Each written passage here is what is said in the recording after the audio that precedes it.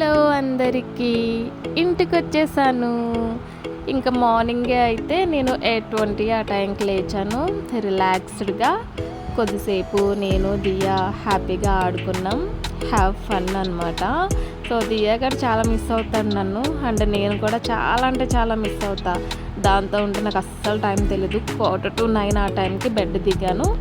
ఇంకా లేచిన వెంటనే లెమన్ విత్ హాట్ వాటర్ తాగా. ఇంకా అమ్మ అయితే నా హ్యాండ్ పెయిన్ కోసం ఏదో ఒకటి చేస్తూనే ఉంది.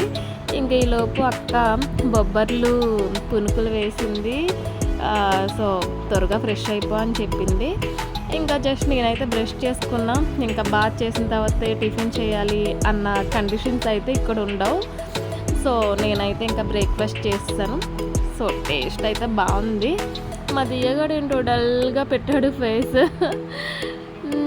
ఇంకా బాగుంది, చాలా రిలాక్స్డ్గా. ఇంకా 11:30 ఆ టైంకి మ్యాంగోస్. ఇంకా ఫైనల్లీ లంచ్ టైము. నన్ను ఎగ్ కర్రీ చేయనా అనేసి అడిగారు. నాకు ఎగ్ అయితే వద్దు, పప్పుచారు కావాలి అని చెప్పేసి అడిగా.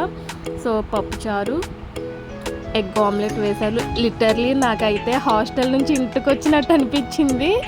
అబ్బా నాకు చాలా అంటే ఆ టేస్ట్ చూసి ఎన్ని రోజులు అవుతుందో మా ఇంటి పప్పుచారు తిని చాలా హ్యాపీగా అనిపించింది.